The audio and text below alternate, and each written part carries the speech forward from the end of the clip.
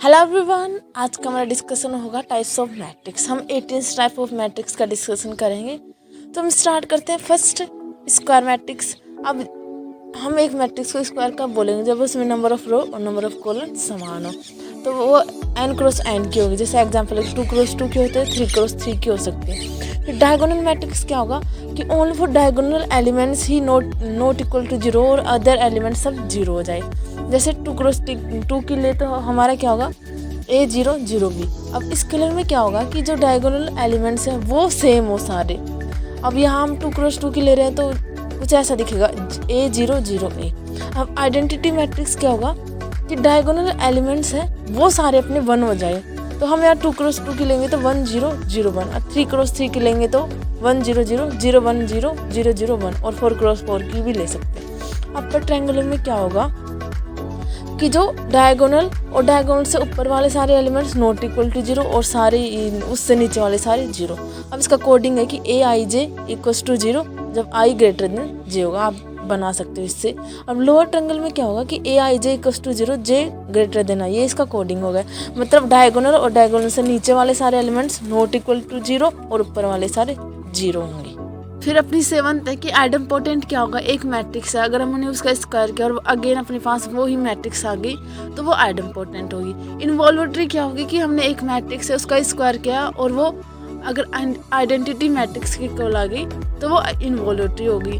अब आपको पता होना चाहिए कि जो ए मैट्रिक्स और जो आइडेंटिटी मैट्रिक्स है यहाँ दोनों का ऑर्डर सेम होना चाहिए। हम इसको सेल्फ इन्वर्सिव बोलते हैं और ये ज़्यादातर पूछी जाती है अपनी CU वगैरह में, BH वगैरह में कि इन्वॉल्यूटरी का क्या कंडीशन होता है, आइडेम्पोटेंट का क्या होता है। अब नीलपोटेंट मैट्रिक्स क्या होते हैं कि एक की पावर n करो, अगर वो 0 को आ जाए इक्वल आ जाए तो नीलपोटेंट होगी। n उसका इंडेक्स हो गया।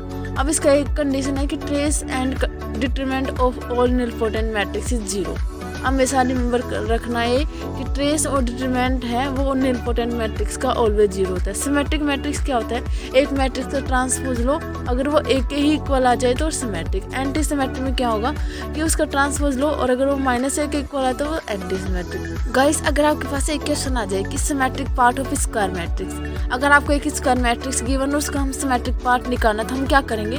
1/2 A + A का ट्रांसपोज। अगर एंटी सिमेट्रिक निकालना है तो 1/2 A - A का ट्रांसपोज। ये अपने एग्जाम में आया हुआ है क्वेश्चन।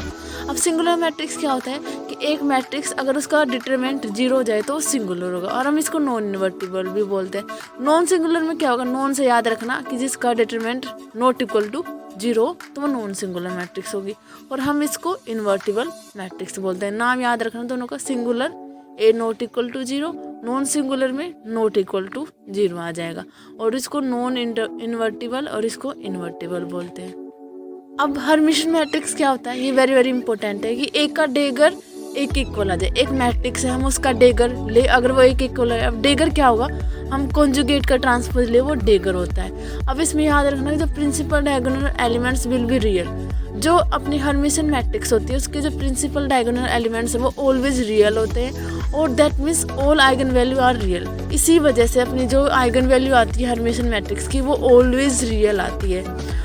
तो हम देखते हैं एंटी हर्मिशन क्या होगा कि ए का डेगर -1 के इक्वल आ जाए। एक मैट्रिक्स है उसका डेगर लो और वो -1 के इक्वल आ जाए। अब ऑर्थोगोनल मैट्रिक्स क्या होगा कि ए का ट्रांसपोज और A transpose A equals to I। ये वेरी वेरी इंपॉर्टेंट है ऑर्थोगोनल और यूनिटी मैट्रिक्स, ये I के इक्वल आ जाए। अब determinant of orthogonal matrix always +-1 होता है। अगर हम ऑर्थोगोनल मैट्रिक्स का इन्वर्स निकालेंगे तो उसका इन्वर्स हम सीधा लिख देंगे A के ट्रांसपोज के। अब यूनिटरी मैट्रिक्स क्या होता है कि A का डेगर A अगर I के इक्वल आ रहा है तो यूनिट मैट्रिक्स होगा। अब प्रॉपर्टी क्या है कि यूनिटरी मैट्रिक्स का डिटरमिनेंट +1 होता है और इसका अगर हम इन्वर्स निकालेंगे तो A के डेगर के इक्वल आता है। इनमें कन्फ्यूजन मत करना, ऑर्थोगोनल में ट्रांसपोज आता है और यूनिटरी में डेगर आता है। सो एवरीवन, अगर आपको थोड़ा सा भी वीडियो इन्फॉर्मेटिव लगा है तो वीडियो को लाइक करना, शेयर ज़रूर करना